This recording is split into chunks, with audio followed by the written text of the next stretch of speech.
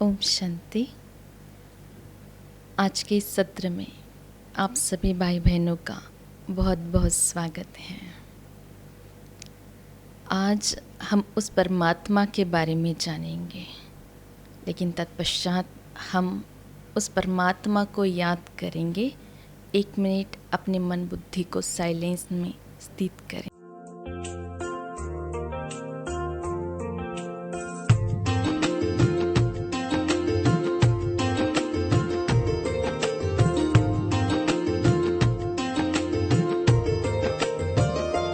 ऐ खुदा तू बता तेरा क्या नाम है, तू है रहता कहाँ, तेरा क्या काम है। ऐ खुदा तू बता तेरा क्या नाम है, तू है रहता कहाँ, तेरा क्या काम है। क्या है तेरी हकीकत जो गुमनाम है, तुझ पे खुद को छुपाने का इल्जाम है।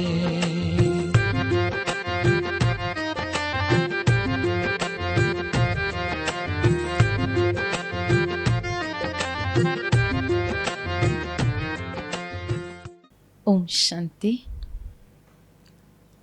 कल हमने अपने बारे में देखा था कि मैं कौन हूँ। तो हमने ये समझा कि मैं एक चैतन्य सितारा, एक पॉइंट हूँ, एक लाइट हूँ। मैं माना आत्मा और मेरा शरीर। तो आत्मा किन गुणों से बनी हुई है? जैसे हमारा शरीर 5 तत्वों से बना हुआ है, वैसे ही हमारी जो आत्मा है, मैं आत्मा 7 गुणों से बनी हुई हूँ। हमने देखा था कि आत्मा की मुख्य 3 शक्तियाँ हैं, मन, बुद्धि और संस्कार। तो जैसे शरीर का पिता शरीर के जैसा होता है, वैसे आत्मा का पिता भी आत्मा के जैसे होता है। तो आत्मा कैसी है? आत्मा एक पॉइंट है। तो पॉइंट आत्मा, तो आत्मा का पिता भी पॉइंट है, एक लाइट है। बस आज हमें उसे ही समझना है। वैसे तो दुनिया में परमात्मा के बारे में बहुत सारी परिभाषाएं बनाकर रख दी है कि परमात्मा क्या है, कैसा है। लेकिन अभी इसी वक्त अगर हम आपसे ये सवाल पूछे कि भगवान कौन है, तो बचपन से लेकर आज तक जब भी इस आत्मा को दुख फील हुआ, तो सबसे पहले याद हमें उस परमात्मा की आई है।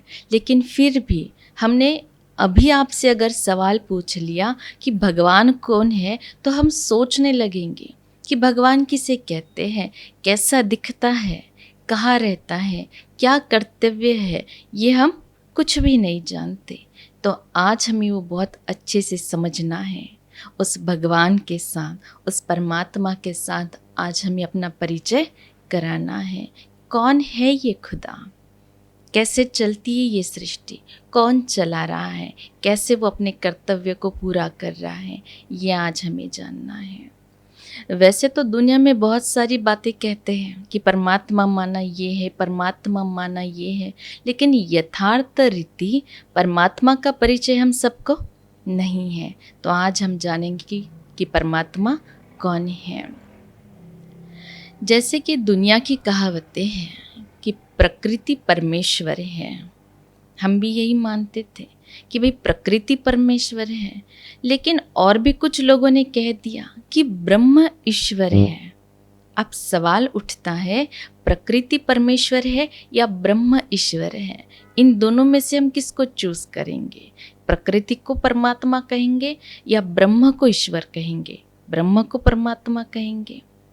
कुछ और भी ज़्यादा लोग हैं, जितने लोग हैं उतने मत बनते हैं। कुछ लोगों ने कह दिया आत्मा सो परमात्मा है, कि मैं जो आत्मा हूँ मुझ में ही परमात्मा बैठता है, मैं ही परमात्मा हूँ। ऐसे भी है, अपने नाम के आगे बहुत सारे टाइटल लगा दिए हैं, श्री श्री 108 लगा दिया है। लेकिन परमात्मा यथार्थ रीति कौन है? अब तो ये 3 ऑप्शन हमारे सामने आ गए कि प्रकृति परमात्मा है, ब्रह्म ईश्वर है, आत्मा सो परमात्मा है, या चौथा परमात्मा सर्वव्यापी है। जब हम कहते हैं तो यही कहते हैं सबका मालिक एक। अब यहाँ तो 4 हो गए, अब चारों में से कौन सी बात ट्रुथ है, क्या सत्य है? परमात्मा का परिचय क्या हम निकाल सकते हैं? किसे हम भगवान कह सकते हैं? अब चारों में से होगा तो एक ही ना। कुछ लोग, जैसे आज विज्ञान का दौर बहुत बढ़ता जा रहा है, इस साइंस की दुनिया में लोग कहते हैं कि परमात्मा जैसी कोई चीज़ ही नहीं है। दूसरी तरफ ये भी कहा जाता है, साइंस कहता है ऐसी कोई स्पिरिट है, ऐसी कोई पावर है जो सारे विश्व को चलाती है। अब हमें भगवान को जानना है, भगवान को समझना है। सिर्फ हम कहते हैं इसलिए नहीं मानना। परमात्मा को जानने के लिए 5 कसौटियाँ हैं। अगर उन 5 कसौटियों पर वो परमात्मा उतरता है तो वो परमात्मा है, अन्यथा नहीं। तो वो 5 कसौटियाँ कौन सी हैं ये हम जानेंगे। अगर वो कसौटी उस आत्मा के लिए ठीक है तो उसे हम परमात्मा कहेंगे। तो सबसे पहली कसौटी है, परमात्मा वह है जो सर्वधर्म मान्य है। अब सोचने वाली बात है कि ऐसा कौन है जो सर्वधर्म मान्य है, जिससे सर्वधर्म की आत्माएं, सारे मजहब की आत्माएं पूजती है, आराधना करती है। ऐसा कौन है? अगर हम एक पल के लिए मान लेते हैं कि कृष्ण जी परमात्मा है या श्री राम जी परमात्मा है, तो हम हिंदू धर्मवासी कृष्ण जी की या श्री राम जी की पूजा अर्चना करेंगे, लेकिन बाकी अन्य धर्म की आत्माएं नहीं मानेंगी। तो ऐसा कौन है जिसे सब धर्म मजहब की आत्माएं जिसकी आराधना करती हैं? हमने देखा है सारे भारत भर में ज्योतिर्लिंगम की पूजा होती है। 12 ज्योतिर्लिंगम बहुत ज़्यादा प्रसिद्ध हैं। लाखों के तौर में वहाँ भक्त लोग जाते हैं जिनकी आराधना करते हैं। तो ज्योतिर्लिंगम, मैं आत्मा कैसी हूँ? तो मैं आत्मा ज्योति हूँ। हमने पहले भी कहा, जैसे शरीर का पिता शरीर के जैसा है, वैसे आत्मा का पिता भी आत्मा के जैसा है। तो मैं आत्मा एक पॉइंट हूँ, मैं आत्मा एक लाइट हूँ। तो परमात्मा भी लाइट है, इसलिए उसे ज्योतिर्लिंगम, ज्योति स्वरूप, प्रकाश स्वरूप कहा जाता है। अब प्रकाश की पूजा कैसे करेंगे, ज्योति की पूजा हम कैसे करेंगे? इसलिए उसे लिंग का आकार दे दिया, तो फिर वो शिवलिंग हो गया। तो हम भारतवासी, हम ज्योतिर्लिंगम की पूजा करते हैं। ये एक हिंदू धर्म की बात हो गई। इसके बाद आता है मुस्लिम धर्म। मुस्लिम धर्म में कहा जाता है कि जीवन में एक बार तो भी जो वो मक्का की यात्रा, मक्का शरीफ जाते हैं, हज की यात्रा करते हैं मक्का में जाकर, तो हज की यात्रा ज़रूर करनी चाहिए, ये उनकी बात है। अब ये कहा जाता है कि जो सबसे पहले मुस्लिम धर्म आया था तो उनके भी 365 देवी देवताएं थे। अब देवताओं को लेकर धर्म के नाम पर बहुत सारे दंगे फसाद होने लगे थे। उस वक्त की ये बात है कि आकाश से एक आकाशवाणी हुई थी और उसमें कहा गया था कि मेरे नाम पर, धर्म के नाम पर ये दंगे फसाद मत करो। तब आसमान से एक पवित्र पत्थर मक्का में आकर गिरा था और वहाँ से फिर वो हज की यात्रा शुरू हो गई। अब वहाँ जो वो पवित्र पत्थर है जो चद्दर से ढका हुआ रहता है, अगर हम देखेंगे तो उसका आकार भी शिवलिंग के जैसा है। जैसा हमारा लिंग होता है शिवलिंग, वैसे ही वो वही आकार में रखा हुआ है। अब जब वो आत्माएं, मुस्लिम धर्म की आत्माएं जब वो यात्रा करने जाती हैं तो उस पवित्र पत्थर को 3 बार चूमती है और कहती है, हे नूर इलाही, ये हज की यात्रा कबूल करो। तो हमने ज्योति कहा, उन्होंने नूर कहा। नूर इलाही मतलब तो एक ही है। हम ज्योति कहते हैं, वो नूर कहते हैं, वो अल्लाह कहते हैं, हम भगवान कहते हैं, अर्थ तो एक ही है। इसके भी नेक्स्ट, उसके बाद आता है क्रिश्चियन धर्म। क्रिश्चियन धर्म में बाइबल में लिखा हुआ है गॉड इज लाइट। क्रिश्चियन धर्म में ये साफ साफ कहते हैं कि गॉड एक लाइट है, एक प्रकाश है। हम ज्योति कहते, वो नूर कहते, वो लाइट कहते। अर्थ तो एक ही है, एक ही है। तो जैन धर्म में 24 तीर्थकार दिखाए हैं। अब 24 तीर्थकार जो भी है वो भी आराधना करते हुए दिखाए हैं। अगर वो भगवान होते तो उनको तपस्या या आराधना करने की जरूरत नहीं होती। हर धर्म में हर भगवान के जो नाम है वो अपनी अपनी भाषा अनुसार, भावना अनुसार अनेक अनेक नाम देकर रखे हुए हैं, लेकिन भगवान तो एक ही है। हम ज्योति कहते, वो नूर कहते, वो लाइट कहते, वो एक ओंकार कहते हैं, कोई उसे चिनकुन शेकी कहते हैं, कोई सर्व सिद्ध शिलापति कहते हैं, लेकिन है तो एक ही। एक इंसान किसी का भाई है, किसी का दोस्त है, किसी का पति है, किसी का पिता है, किसी का और कुछ है, लेकिन है तो एक ही। कोई उसे पापा कहेगा, कोई चाचा कहेगा, कोई मामा कहेगा, कोई और कुछ कहेगा, लेकिन वो है तो एक ही ना। वैसे ही परमात्मा एक ही है। यूं ही नहीं कहा गया सबका मालिक एक, सबका मालिक एक ही है। हम जो है, जितनी भी आत्माएं हैं अनेक अनेक धर्मों की, हमने वो अलग अलग नाम परमात्मा को दिए हैं। हम भगवान कहते, कोई अल्लाह कहता, कोई गॉड कहता, कोई एहोवा कहता, कोई चिनकुन शेकी कहता, लेकिन है तो एक ही। साइंस भी तो कहती है कोई स्पिरिट है, तो वो स्पिरिट क्या है, वो पावर क्या है, तो वो पावर ये नूर है, ये लाइट है, ये परमात्मा है। जिसे भगवान कहा जाता है, जिसे खुदा कहा जाता है, जिसे अल्लाह कहा जाता है, ऐसा वो परमात्मा जिसे सब धर्म की आत्माएं मानती है, जो सर्व धर्म मान्य है, वो परमात्मा है। उसे हम परमात्मा कहते हैं। ये पहली कसौटी। दूसरी कसौटी है, जो सर्वोच्च है वो परमात्मा है।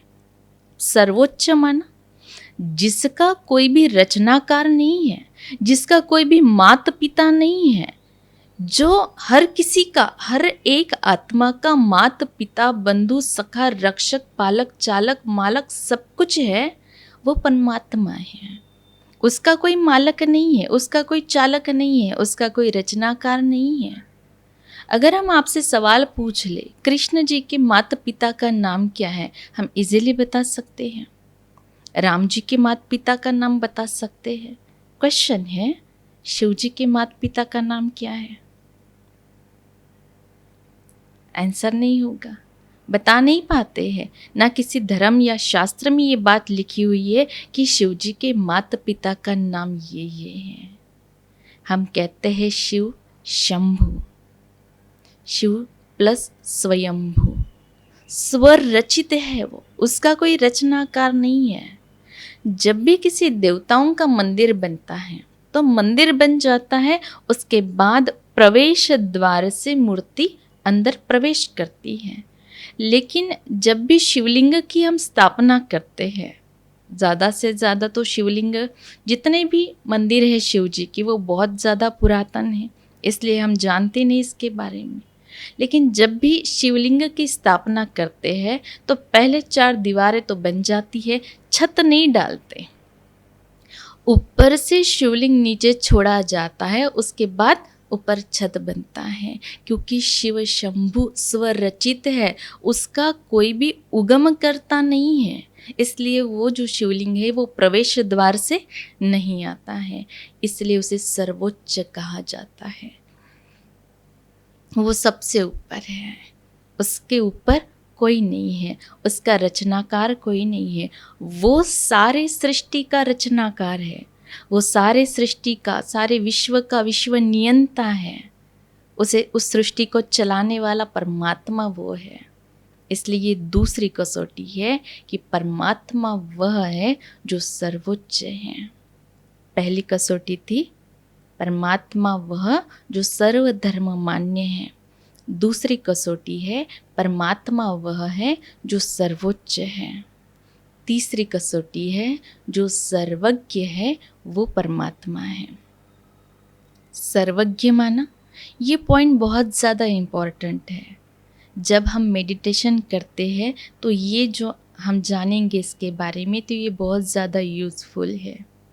सर्वज्ञ माना, जो त्रिकालदर्शी त्रिलोकीनाथ है वह परमात्मा है। जिसके पास तीनों कालों का, तीनों लोकों का ज्ञान है वह परमात्मा है। हमने देखा है शिवलिंग के ऊपर 3 रेखाएं दिखाते हैं, वो 3 रेखाएं प्रतीक है कि वो त्रिलोकीनाथ त्रिकालदर्शी हैं। तो त्रिलोकीनाथ कैसे है? 3 लोक है। एक ये साकार लोक जहाँ हम मनुष्य आत्माएं रहती हैं, ये बहुत ज़्यादा इम्पॉर्टेंट है।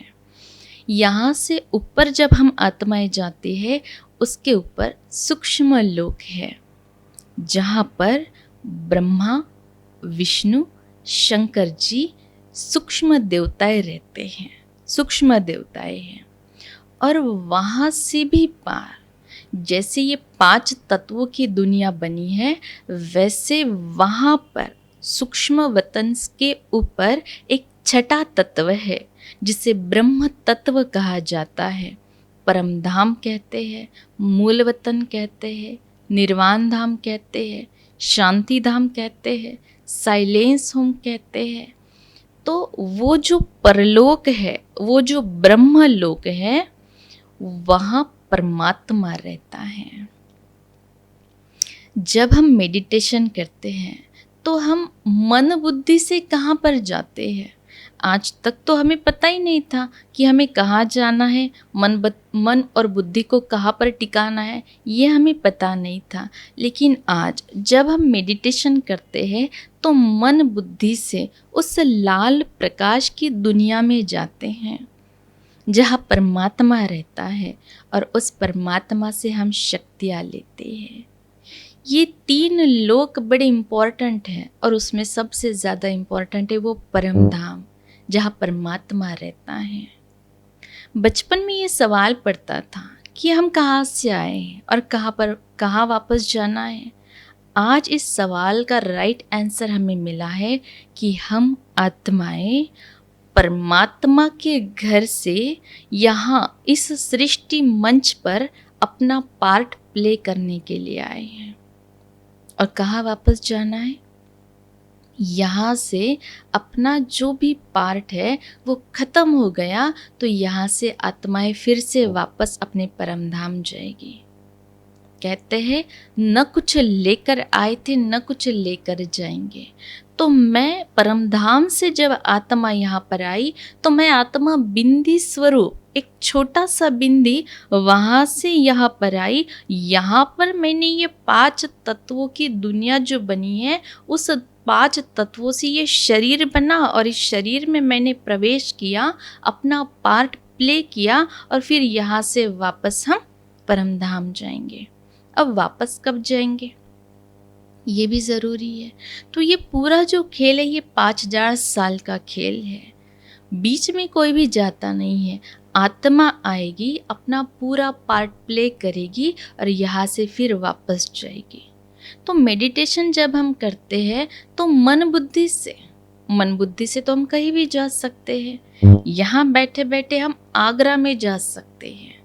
आगरा का नाम ले लिया तो ताजमहल तो उसका नाम भी नहीं लिया, लेकिन फिर भी दिखाई देता है।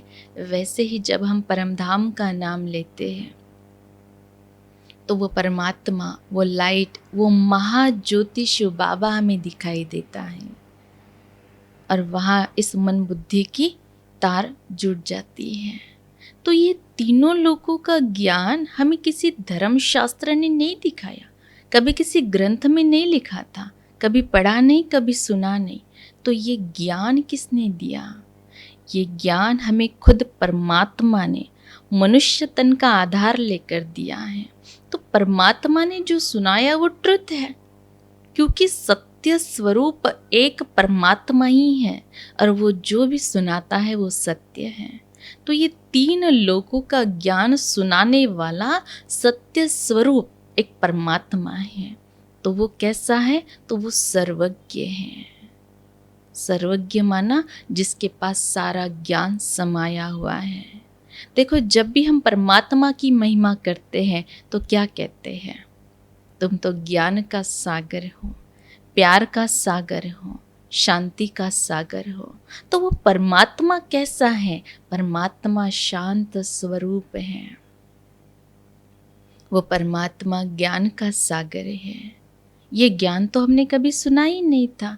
आज पता चला कि मैं आत्मा उस परम धाम से यहाँ पर आई हूँ, यहाँ से फिर से वापस मैं अपने घर जाऊंगी। तो कैसी आई थी? न कुछ लेकर आए न कुछ लेकर जाएंगे, जैसे आए वैसे ही जाएंगे। तो आत्मा जब परमधाम से इस मंच पर आती है तो पवित्र स्वरूप होती है, प्योर होती है, तो जाना भी हमें वैसा ही है। तो ये तीनों लोगों को ज्ञान परमात्मा ने दिया, इसलिए उसे सर्वज्ञ कहा जाता है।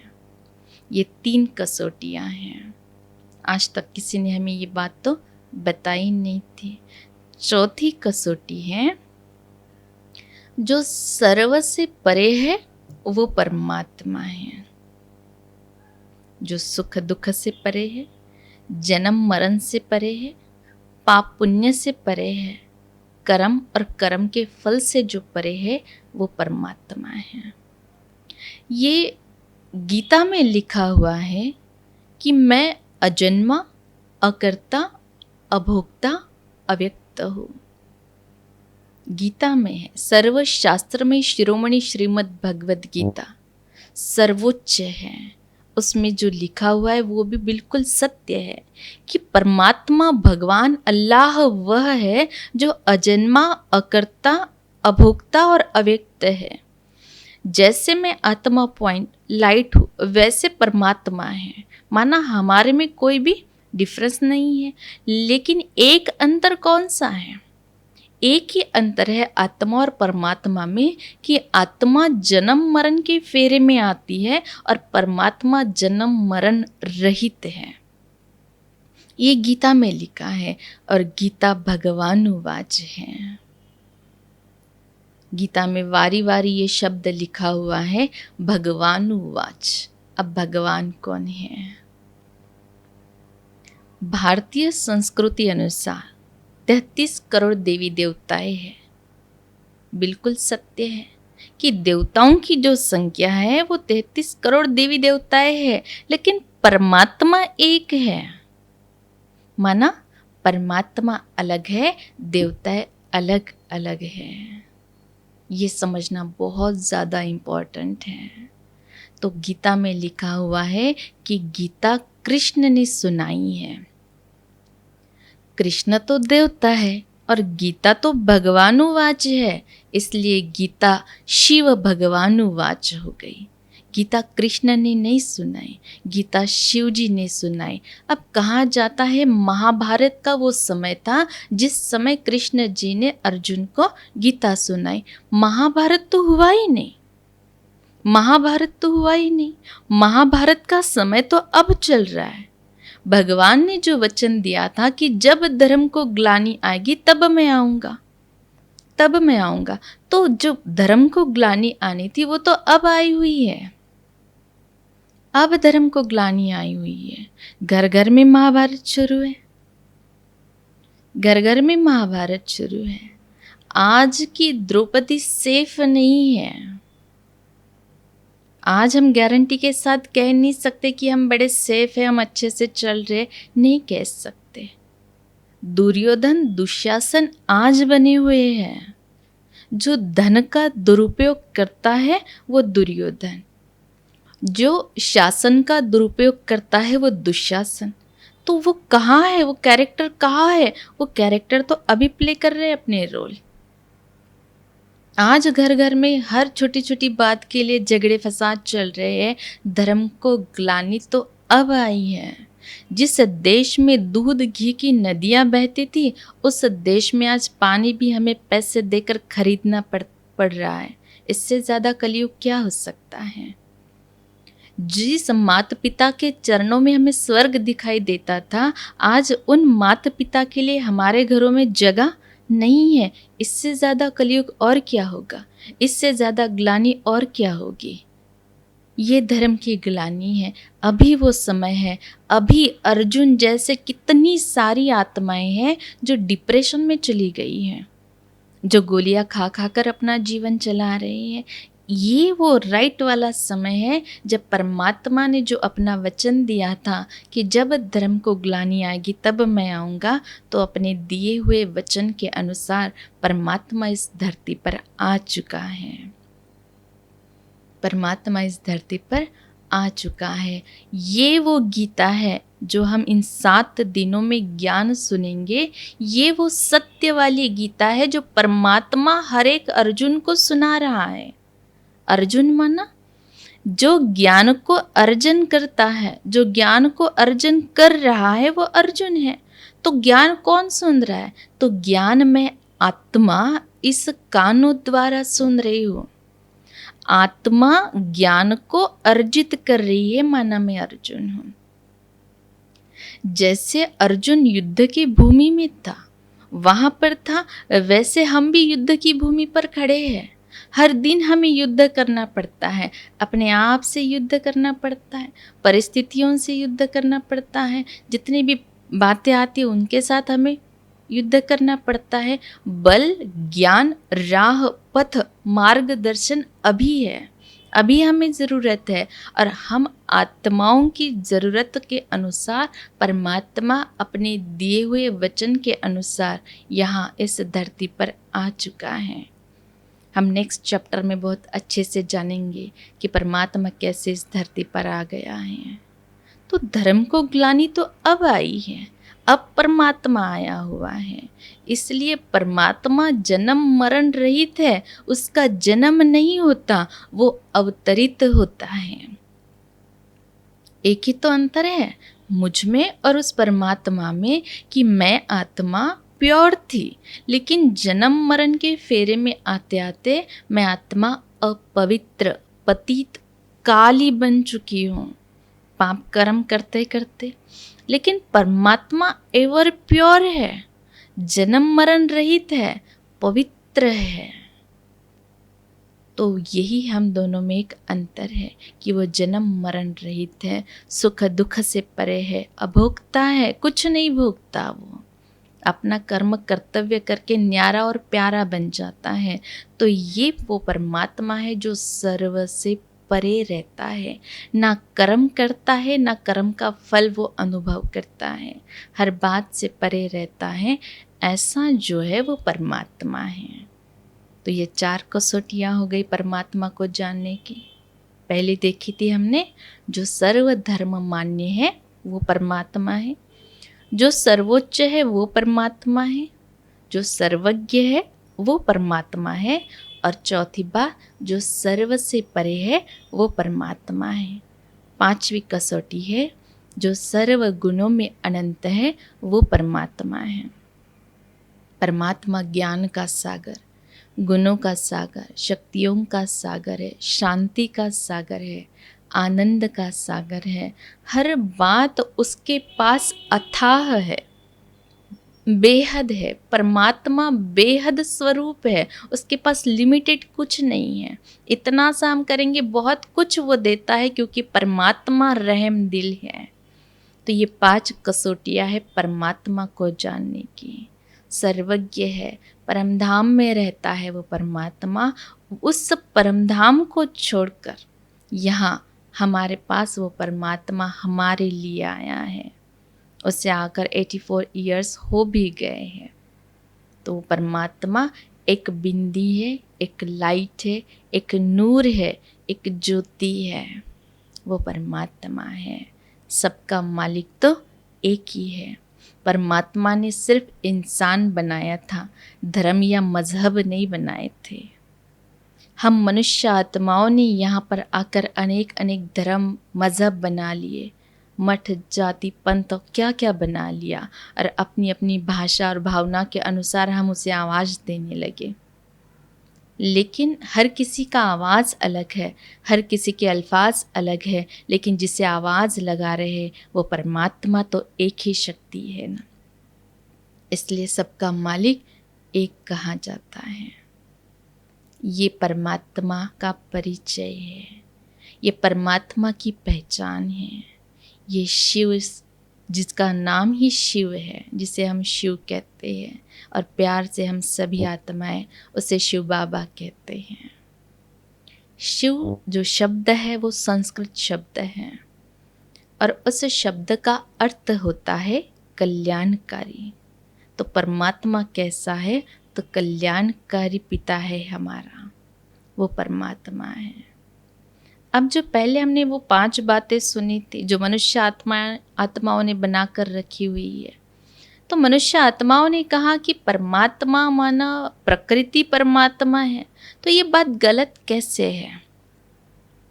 प्रकृति उस परमात्मा की रचना है, प्रकृति परमात्मा नहीं हो सकती। चलो कुछ लोग मानते हैं कि प्रकृति परमात्मा है, लेकिन सब धर्म की आत्माएं नहीं मानेंगी कि प्रकृति ही परमात्मा है। और हमने तो पहले कसौटी ये देखी है कि जो सर्व धर्म मान्य है वो परमात्मा है, लेकिन उसे तो सारे धर्म मजहब की आत्माएं नहीं मानेंगी कि प्रकृति परमात्मा है, इसलिए ये रॉन्ग है। दूसरी बात है, दूसरे लोगों ने कहा कि ब्रह्म ईश्वर है। अब ब्रह्म ईश्वर कैसे हो सकता है? जैसे कि अभी अभी हमने देखा है कि 3 लोग जहाँ पर हमने देखे तो 5 तत्वों की ये दुनिया बनी हुई है और 5 तत्वों से ऊपर जो छठा तत्व है उसका नाम है ब्रह्म तत्व। तत्व, उस ब्रह्म तत्व में रहने वाला एक परमात्मा है। माना वो जो जहाँ परमात्मा रहता है वो ब्रह्म तत्व उस परमात्मा के रहने का घर है। घर को हम मालिक नहीं कहेंगे, उस ब्रह्म तत्व में रहने वाला मालिक परमात्मा है और वो ब्रह्म तत्व है, माना रहने का स्थान है। किसका? मुझ आत्मा का और मेरे परमात्मा का, वो मेरा घर है। अगर 40 सालों से मैं इस मकान में रह रही हूँ तो हम ये तो नहीं कहेंगे 40 साल के बाद कि मैं मकान हूँ, मैं मकान में रहने वाली मालिक हूँ।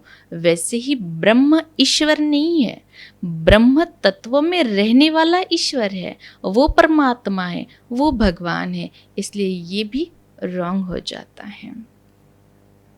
तीसरी बात कही लोगों ने कि आत्मा सो परमात्मा है। चलो एक पल के लिए मान भी लेते हैं कि आत्मा सो परमात्मा है। आत्मा सो परमात्मा राइट है, तो जगह जगह मंदिर क्यों बनाए हुए हैं? क्या ज़रूरत है इतना खर्चा करके मंदिर बनाने की? अगर मुझे आत्मा में ही परमात्मा विराजमान है तो मैं खुद को हाथ जोड़ लूँ, अपनी ही पूजा कर लूँ। मुझे मंदिर में जाकर मूर्ति के सामने माथा टेकने की ज़रूरत नहीं होगी। अगर आत्मा सो परमात्मा राइट है तो आज आत्मा इतनी मलिन नहीं होती, आज आत्मा के कर्म इतने कनिष्ठ नहीं होते, आज इंसान इतना गिरा हुआ नहीं होता। कितना पापाचार, अनाचार, भ्रष्टाचार बढ़ चुका है आज की दुनिया में। अगर आत्मा में ही परमात्मा है तो ये आज के जो दुनिया का नज़ारा है वो नहीं होता। आत्मा में ही परमात्मा होता तो आत्मा का हर कर्म, कर्तव्य राइट, एक्यूरेट होता, उसे गलत नहीं कह पाते। लेकिन आज पाप कर्म क्यों इतना बढ़ गया है? क्योंकि आत्मा और परमात्मा अलग है, दोनों के कर्म कर्तव्य अलग है, दोनों की कर्म की परिभाषाएं, पाप पुण्य की परिभाषाएं आज अलग अलग बन चुकी है। इसलिए आत्मा सो परमात्मा कहना रॉन्ग है। अब ऐसे तो नहीं हो सकता कि आत्मा को जब कोई बुरा कर्म करना है तब परमात्मा आत्मा से निकल जाता है और बुरा कर्म होने के बाद फिर से वापस आ जाता है। ये तो पॉसिबल नहीं है। आत्मा अलग है, परमात्मा अलग है। आत्मा उस परमात्मा की संतान है और परमात्मा हम सभी आत्माओं का पिता है। पिता अलग और बेटा अलग है, इसलिए आत्मा सो परमात्मा कहना भी रॉन्ग हो जाता है। ये बात हमें बहुत अच्छे से समझनी है। चौथी बात कही गई है, भगवान सर्वव्यापी है, ये तो सभी मानते हैं। हम भी मानते हैं कि भाई परमात्मा सर्वव्यापी है, लेकिन ये भी रॉन्ग है। परमात्मा बहुत शक्तिशाली है, ऊंचे से ऊंचा भगवान है, जिस भगवान को हम मनुष्य आत्माओं ने पत्थर ठिक्कर भीतर में बिठा दिया, सिंदूर लगा दिया मूर्ति को तो वह भगवान हो गया। नहीं, परमात्मा सर्वव्यापी नहीं है। गीता में जो वचन दिया हुआ है कि जब धर्म को ग्लानि आएगी तब मैं आऊंगा, अब ये जब और तब क्या है? अगर परमात्मा यही पर होता, परमात्मा यही विराजमान है, तो आने जाने की बात ही नहीं, उसे बुलाने की जरूरत ही नहीं होती। अगर परमात्मा सर्वव्यापी होता तो कहते ना कि जब धर्म को ग्लानि आएगी तब मैं आऊंगा, तो जब माना जब वो कर्म, जब वो कृति होगी तब परमात्मा धरती पर आएगा। तो वो अब आ चुका है, और वो अभी आया माना अभी तक वो यहाँ पर नहीं था, अभी तक वो यहाँ पर नहीं था। सर्वशास्त्र शिरोमणि श्रीमद् भगवद गीता में दिया हुआ ये परमात्मा का वचन बहुत सत्य है, ट्रुथ है। हम आत्माओं ने अपनी भावना के अनुसार परमात्मा को सर्वव्यापी कह दिया, लेकिन नहीं, परमात्मा सर्वव्यापी नहीं है। सर्वोच्च परमात्मा परमधाम निवासी है, ज्योति स्वरूप है। अब ये जो बात हम आत्माओं ने कही है कि परमात्मा सर्वव्यापी है, वो एक पल के लिए हम मान भी लेते हैं कि वो ठीक है, लेकिन कैसे ठीक है? हमने तो वो शास्त्रों में पढ़ा है, ग्रंथों में पढ़ा हुआ है कि भगवान सर्वव्यापी है। अब ग्रंथों में किस आधार पर लिखा गया? पहले के जो ऋषि मुनि थे, जो बहुत सालों तक तपस्या करते थे, तो उस तपस्या के आधार पर उनको साक्षात्कार हुआ था कि आगे चलकर दुनिया का नज़ारा इतना बदल जाएगा कि इंसान बहुत ज़्यादा पाप कर्म करने लग पड़ेगा, बहुत ज़्यादा पाप कर्म करेगा।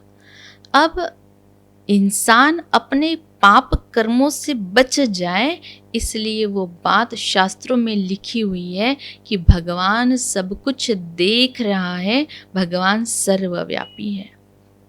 भगवान सर्वव्यापी नहीं है, इंसान अपने पाप कर्मों से बच जाए, वो विकर्म ना करे, इसलिए वो बात ग्रंथों में लिख दी है। लेकिन आज का इंसान तो उससे भी ज़्यादा एडवांस है।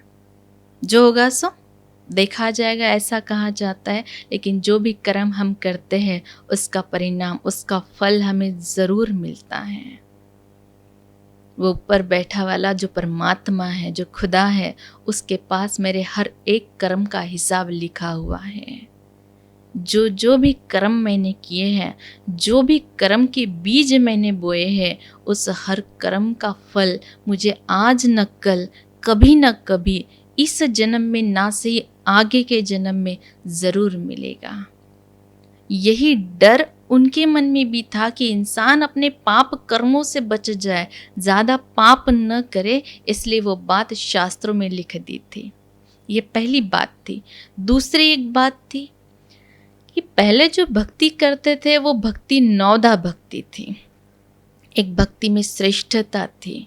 अब एग्जाम्पल के लिए हम देखते हैं कि मीरा जी, मीरा की भक्ति कितनी ज़्यादा थी, कितना प्यार था उसे कृष्ण जी के साथ।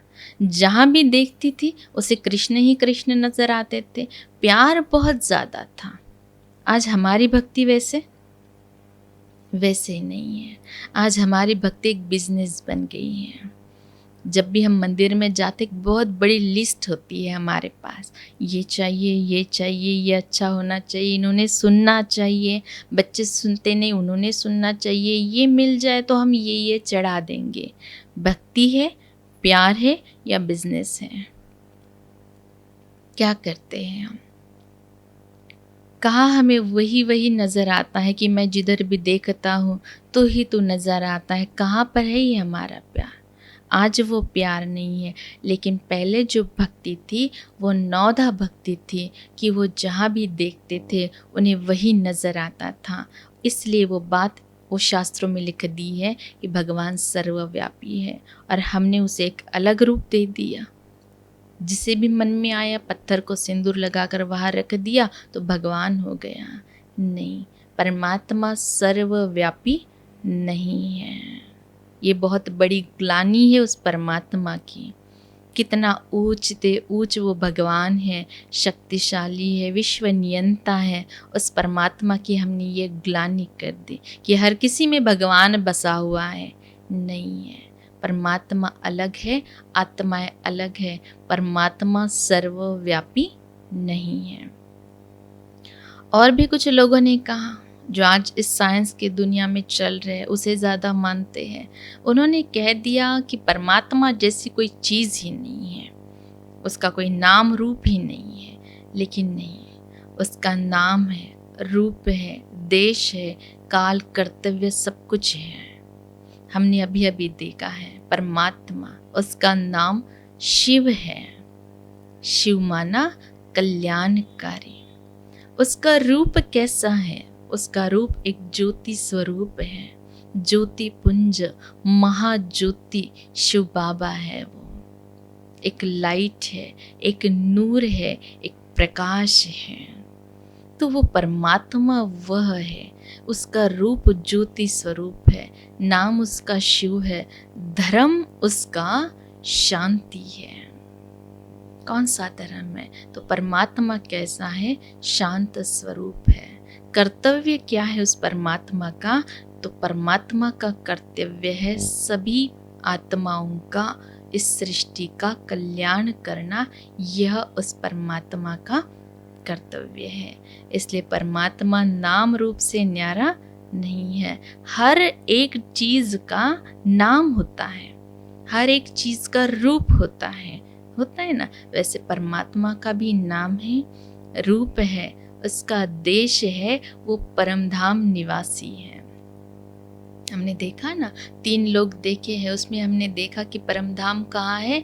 तो यहाँ से ऊपर आसमान से परे एक सूक्ष्म वतन, और सूक्ष्म वतन से भी परे एक लाल प्रकाश की दुनिया जिसे हमने परमधाम कहा है, वहाँ वो परमात्मा रहता है। उस परमधाम के अनेक नाम भी देखे कि उसे परमधाम कहते हैं, शांति धाम कहते हैं, निर्वाण धाम कहते हैं, मूल वतन, साइलेंस होम, ब्रह्मलोक, परलोक, छठा आसमान भी कहते हैं ना, छठा तत्व कहते हैं, 7वां आसमान कहते हैं। तो वो वहाँ वो उसका देश है जहाँ वो परमात्मा रहता है। इसलिए परमात्मा एक निराकार है, उसे अपना देह नहीं है, एक निराकार ज्योति, एक शांति का सागर है वो परमात्मा। उस परमात्मा के साथ आज हमारा परिचय हुआ है। शरीर के पिता, शरीर के जैसे, लेकिन मैं कौन? तो मैं एक आत्मा, और मुझ आत्मा का पिता बिल्कुल आत्मा के जैसा है।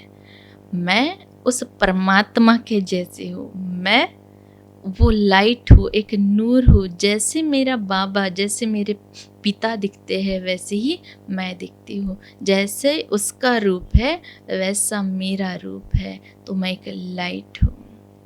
तो ऐसा वो परमात्मा है, परम पिता, परमात्मा, शिव बाबा, महाज्योति है।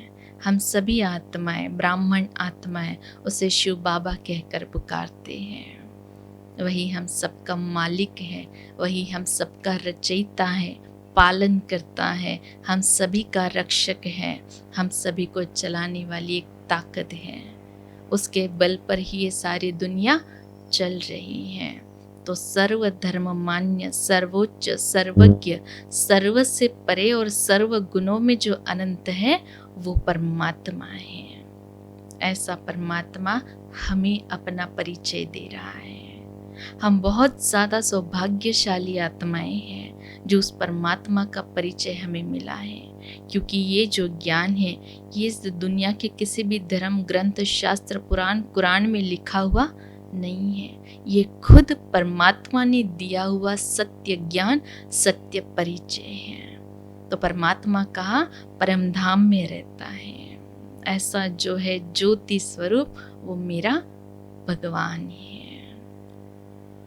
अब बहुत बारी ये कहा जाता है कि परमात्मा की जो भी अलग अलग डेफिनेशन बनाई है, इंसान ने बनाई हुई है, इंसान की लिखावट है, लेकिन परमात्मा एक अलग है, सत्य है। ये जो ज्ञान है वो खुद उसने सुनाया हुआ है। हम तो यही कहेंगे ना कि आज तक तो हम तो बहुत कुछ अलग अलग सुनते आए हैं, लेकिन जितना कुछ भी सुना है मनुष्यों ने सुनाया हुआ है, और आज जो सुनाया हुआ है वो खुद परमात्मा ने सुनाया हुआ है। इसलिए यही सत्य है, परमधाम निवासी परमात्मा। तो अब जब हम मेडिटेशन करेंगे तो उसमें हम क्या करेंगे? मन बुद्धि को एकाग्र कर मन बुद्धि से उस परमात्मा को याद करेंगे। जब भी हम आज तक जब भी हम मेडिटेशन करते आए, उसमें क्या हुआ था कि हम बैठे तो थे, लेकिन मन बुद्धि इधर उधर भागते थे। जब भी जितनी भी बातें हैं सारे दिन की, वो सारी बातें हमें कब याद आती है? जब हम मेडिटेशन करते हैं। तो जब भी हम मेडिटेशन करते हैं, बहुत सारी बातें आती जाती है। तो सबसे पहले, जैसे हमने ये सत्र शुरू करने के पहले 1 मिनट हम साइलेंस में बैठे थे। तो क्यों बैठे थे? ज्ञान सुनने के लिए एक स्थिति होनी चाहिए, एकाग्रता होनी चाहिए, इसलिए हम 1 मिनट साइलेंस में बैठते हैं कि जो भी ज्ञान हम सुने वो ज्ञान हमारे अंदर भरता जाए, उसे हम स्वीकार कर सके, मन बुद्धि एकाग्र हो जाए। तो मन बुद्धि की बात है। जब योग करते हैं, योग माना मन और बुद्धि की एकाग्रता से भगवान को याद करना। तो हम क्या करते हैं? मन और बुद्धि से परमधाम में चले जाते हैं। और अभी भी हम कमेंट्री द्वारा मेडिटेशन करेंगे। जैसे जैसे हम बोलते जाएंगे, वो सारी बातें एकाग्रता से हमें अपने अंदर अनुभव करते जाना है। कैसा है मेरा पिता? तो मेरा पिता तो एक बिंदी है, महाज्योति है। तो चलो उस महाज्योति के पास हम जाएंगे।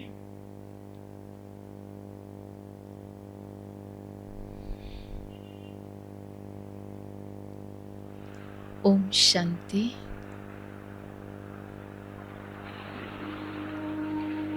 मैं एक चैतन्य सितारा हूँ।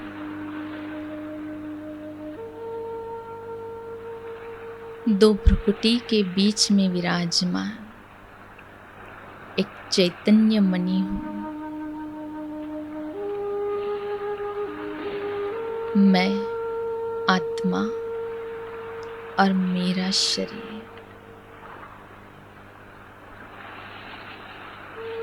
दुनिया की हर बात से अलग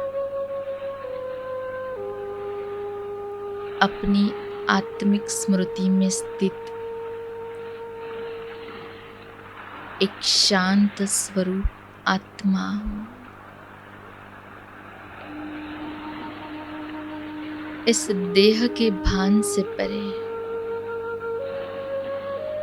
इस देह को यहीं पर छोड़ मैं आत्मा मन बुद्धि से इस मकान से, शरीर रूपी मकान से निकलकर उड़ता हुआ परमधाम की ओर जा रहा।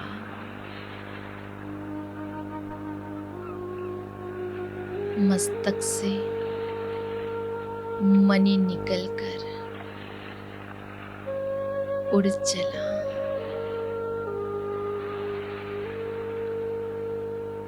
इस छत से ऊपर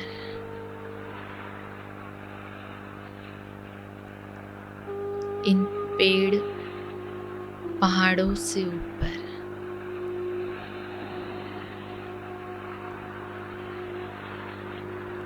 आसमान से भी ऊपर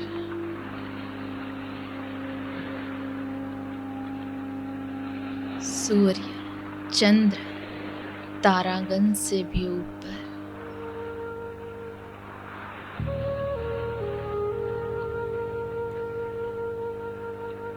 सूक्ष्म वतन से पार, परम धाम में आकर पहुंच गया।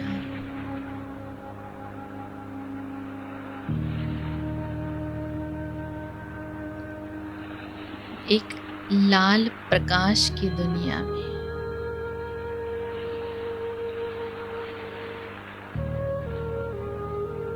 जहां चारों ओर अथाह शांति है।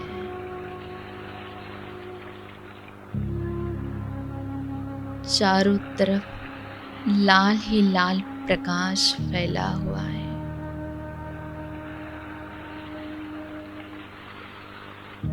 कोई आवाज नहीं,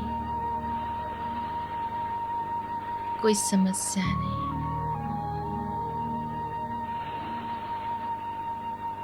इस लाल प्रकाश की दुनिया में बिल्कुल सामने परमपिता परमात्मा महाज्योति शिव बाबा बैठा हुआ है।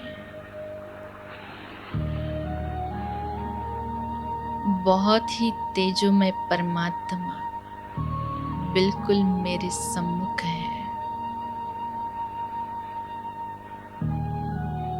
मैं आत्मा परमधाम में बाबा के सामने आ गई।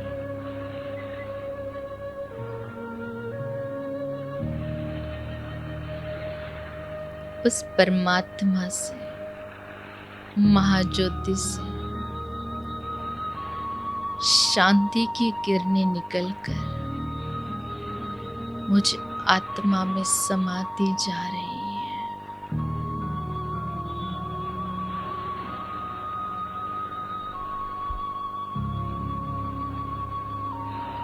मैं आत्मा इस अथाह शांति को महसूस कर रही हूँ।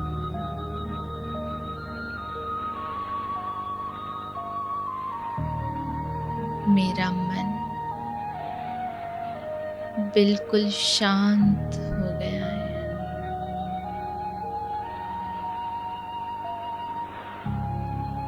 बुद्धि बिल्कुल शीतल हो गई है।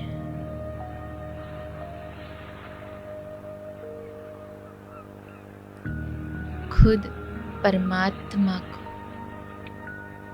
अपने सामने पाकर मैं आत्मा बहुत खुश हो रही हूँ।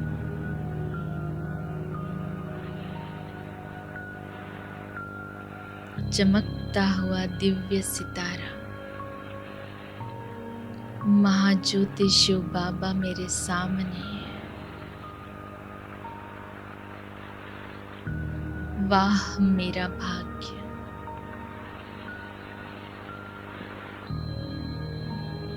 परमात्मा की किरणें निरंतर मुझ में समाती जा रही है। मैं बिल्कुल शांत हो गई हूँ। एक डीप साइलेंस।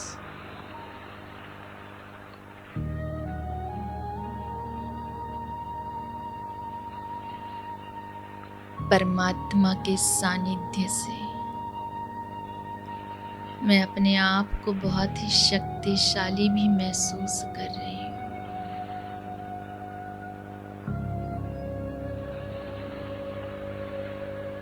अथाह शांति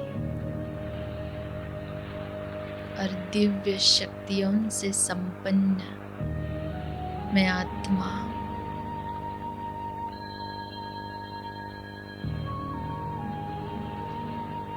परमात्मा से अनंत शक्तियां लेकर मैं फिर से वापस अपनी साकार दुनिया में आ रही हूँ।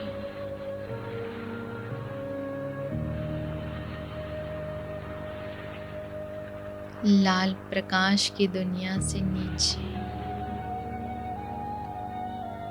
सूक्ष्म वतन से नीचे, सूर्य चांद तारागण से भी नीचे, फिर से इस मकान में वापस इस भव्य भाल पर विराजमान हो गई हूँ।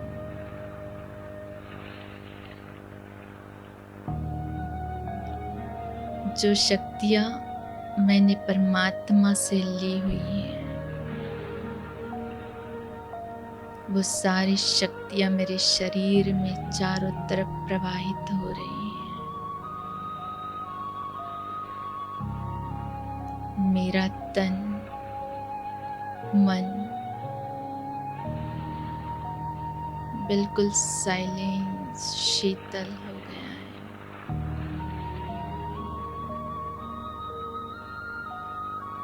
Total relax.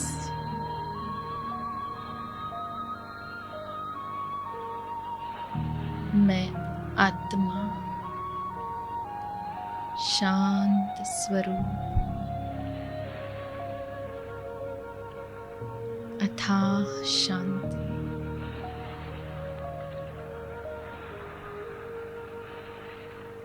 ओम शांति।